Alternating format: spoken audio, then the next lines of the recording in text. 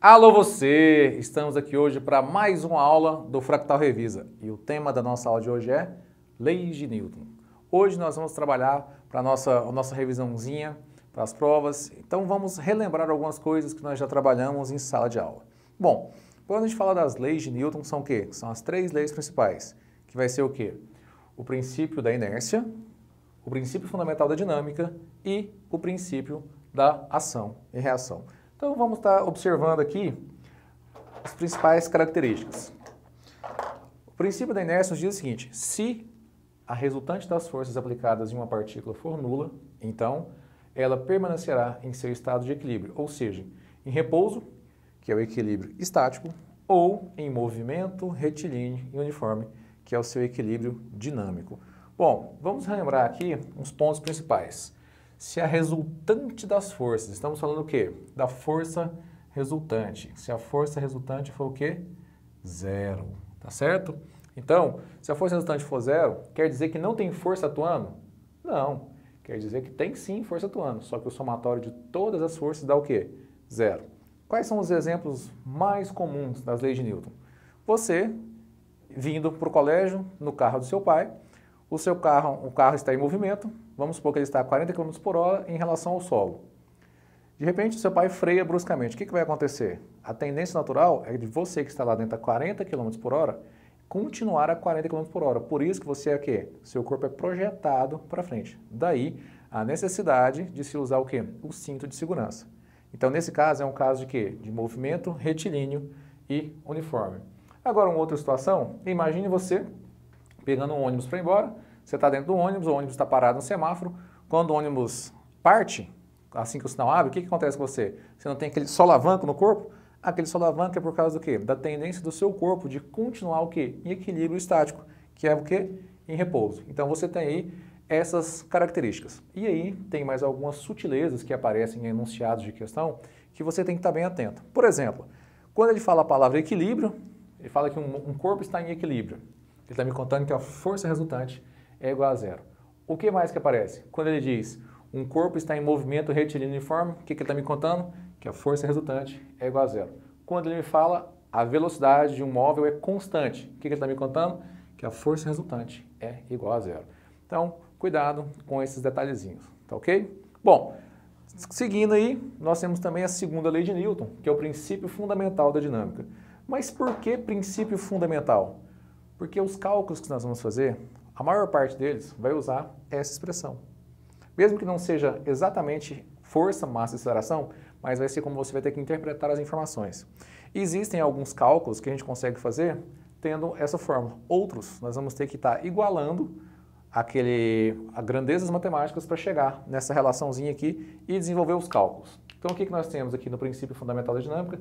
Que ele diz o seguinte: a força resultante aplicada em um corpo será a massa do corpo pelo produto multiplicada pela aceleração adquirida por esse corpo. Ou seja, este é o princípio fundamental da dinâmica. E aí você vai se lembrar que a força é sempre dada o quê? Em newtons, tá ok?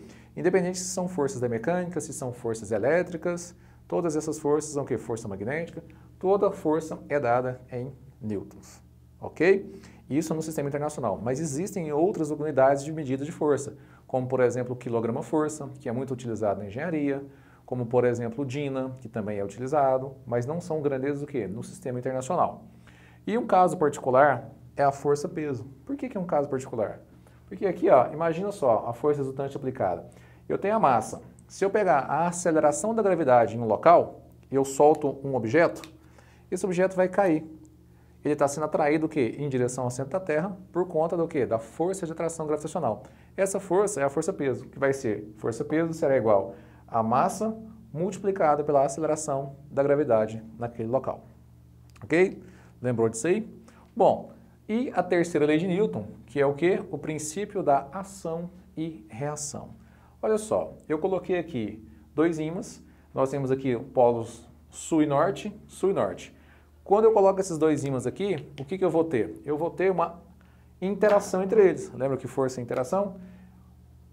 Uma interação de quê? De atração. Então aqui, ó, eu vou ter aqui uma força F e aqui uma força menos F.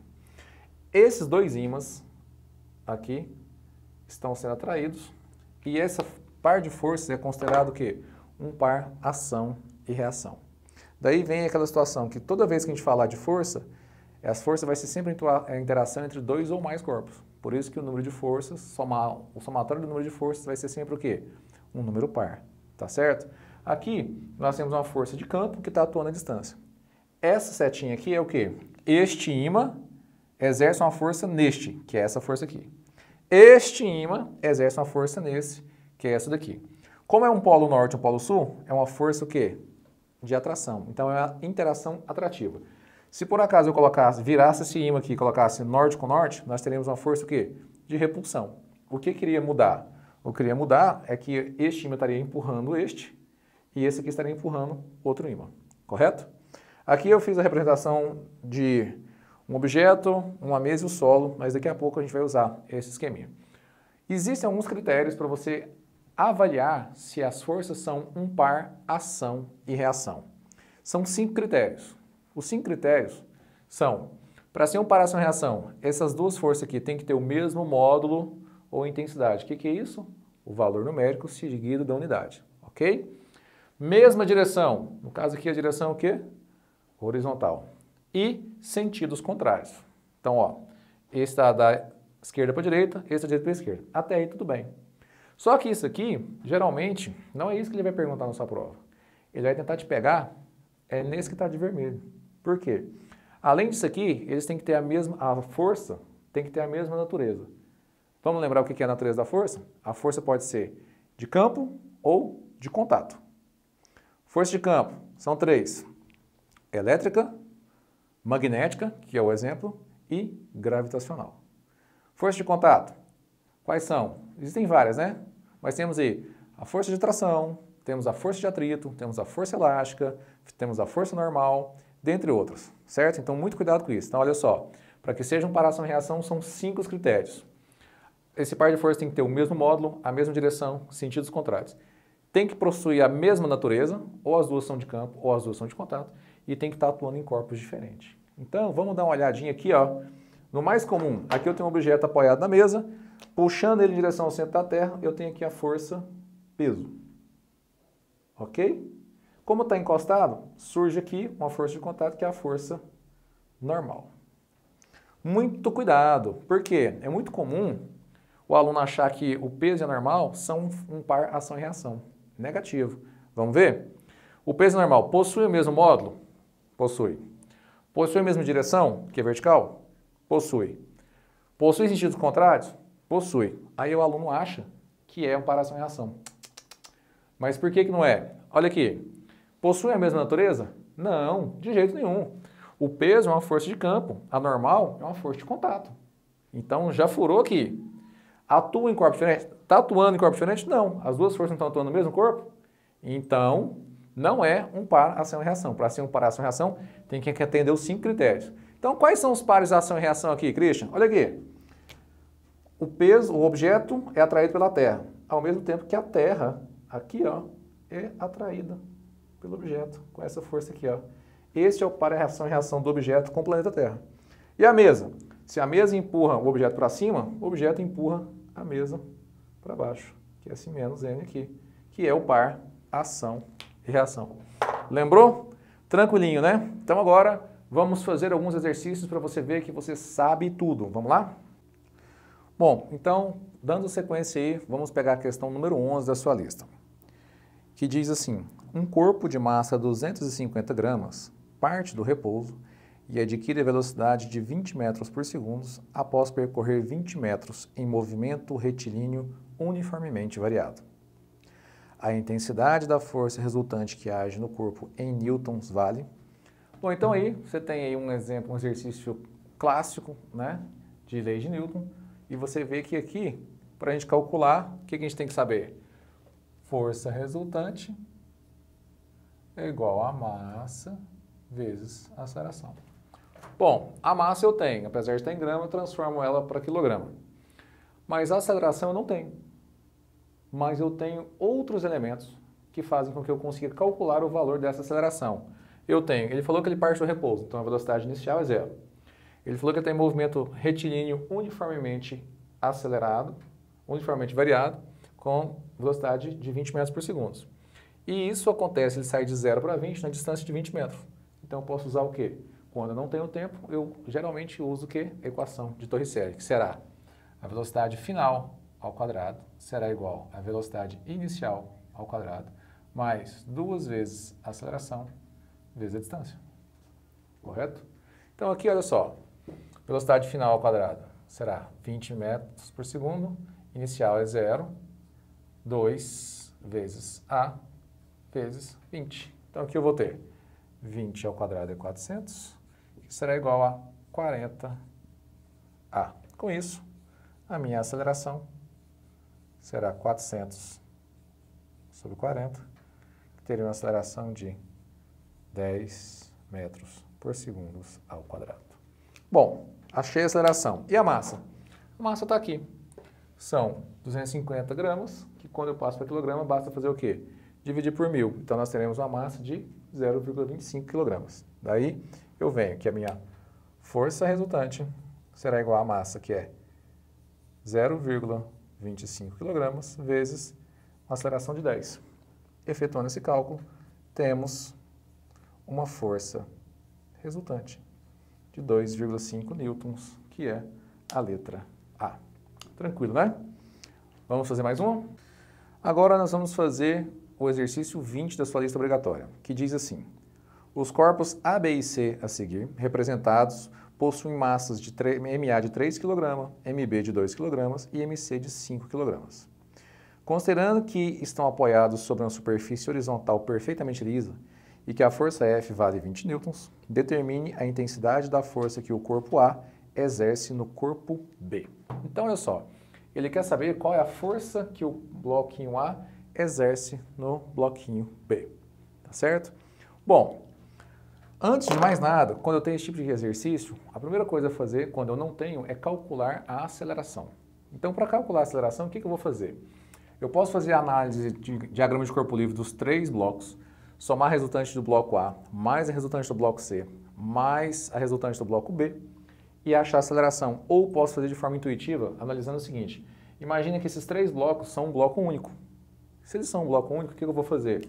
Vou fazer que a minha força resultante é igual à massa do conjunto vezes a aceleração. Quem que vai estar atuando como força resultante, então? A própria força F. Não é ela que é a responsável pelo movimento? Então vai ficar assim, ó. F será igual à massa do bloco A mais a massa do bloco B mais a massa do bloco C. Certo? Aqui faço substituição. Eu tenho aqui, ó, 20, que ele me deu, massa de A, 3, massa de B, 2, mais a massa de C, que é 5, vezes a aceleração. Correto? Então, aqui eu vou ter 20, que será igual a quem? 10 vezes A.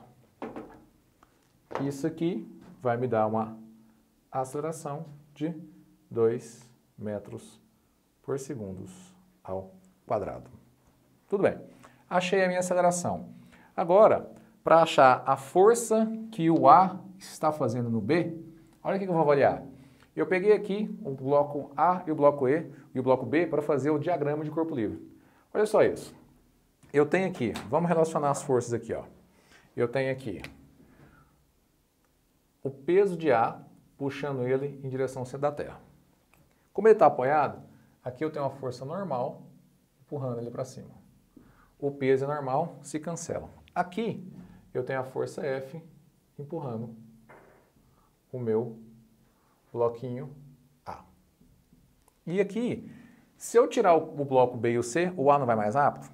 Vai, né? Então quer dizer que o B está exercendo uma força aqui no A. Então aqui, ó, esta aqui, ó, é a força que o bloco B exerce em A. Ok? Bom, então daqui o que eu tenho?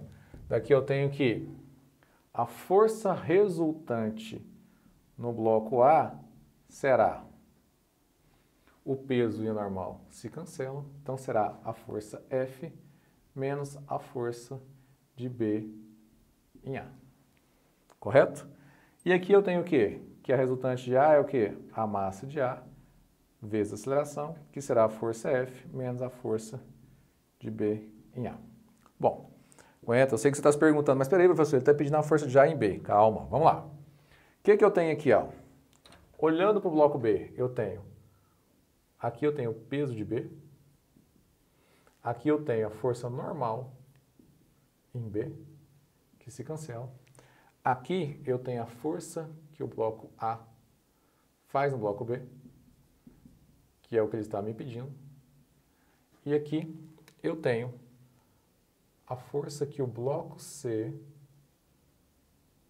faz no bloco B. Ok?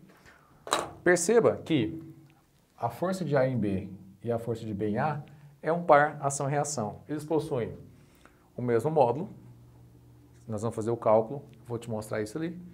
A mesma direção, sentidos contrários, a mesma natureza, que são forças de contato, e atuam em corpos diferentes, tá certo? Então eu vou calcular aqui, ó, por esse dispositivo aqui, você vai ver o cálculo. Já que se eu achar F de B em A, ela é a mesma que F de A em B. Então, ó, F de B em A possui o mesmo módulo de F de A em B.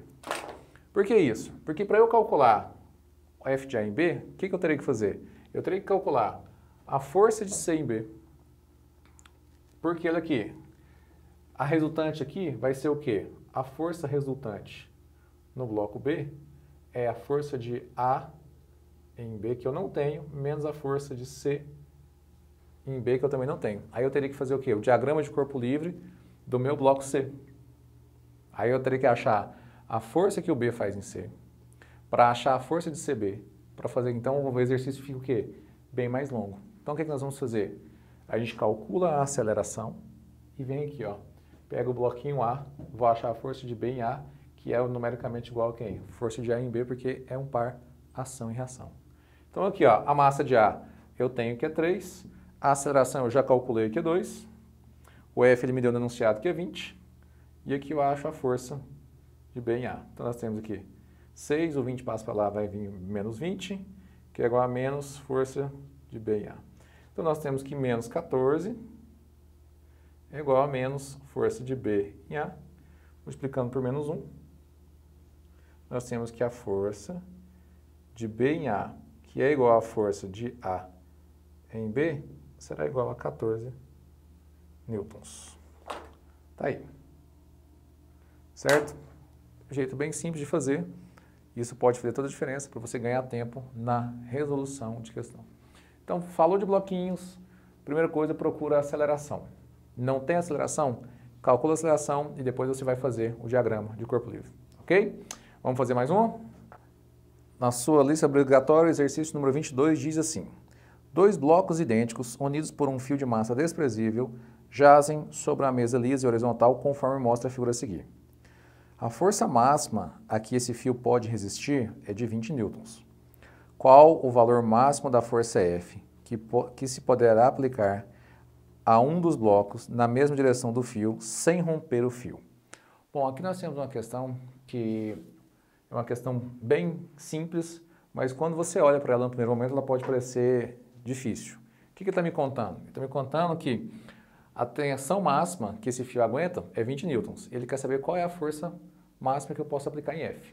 Ele me disse que os blocos são idênticos, então vou chamar aqui bloco A e bloco B, e vou dizer o seguinte, ó, que a massa de A é igual à massa de B, que é simplesmente M, tá certo? Ele quer saber qual vai ser o valor máximo para a força F. Então, é o F máximo. E aí, como é que a gente vai fazer isso aqui? Bom, como eles são idênticos, vamos fazer uma análise da seguinte maneira. Vamos ver esse bloquinho aqui, o que está acontecendo com ele. Aqui eu tenho o peso do bloco. Aqui eu tenho a força normal nesse bloco. Então, peso em A, normal em A. E aqui eu tenho a força de tração puxando. Para eu saber qual é a força máxima, então vou usar o máximo de capacidade dele, que é o quê? 20 newtons. Fazendo o diagrama de corpo livre aqui, o que eu vou ter? o A, aqui vai ter o peso e a normal se cancelam, o que sobra? A tração. Então eu tenho que a força resultante no bloco A será o quê? A própria tração. A força resultante A é a própria tração. Bom, quem é a força resultante em A? É a massa de A que vale M vezes a aceleração. Isso será igual à tração. Mas eu sei que a tração vale quanto? 20. Então nós temos o quê? Que a massa vezes a aceleração vale 20. Guarda essa informação. Vamos colocar isso aqui como item 1. Tá, daqui não posso fazer mais nada. Vamos calcular agora usando a força resultante dos dois blocos. Vamos imaginar o seguinte, como a massa do fio é desprezível, eu vou considerar o quê? Vou considerar que é um bloco único. Então a minha força F resultante será igual a quem? Massa do conjunto, vou colocar um M maiúsculo aqui para diferenciar, vezes a aceleração. Então vai ficar assim, ó. A força F que atua como resultante vai ser massa de A que vale M, mais a massa de B que também vale M, vezes a aceleração. Essa é a força máxima que eu estou procurando. Esta força, então, será igual a 2M vezes A. Mas olha aqui, eu já sei quanto que é quem? M vezes A.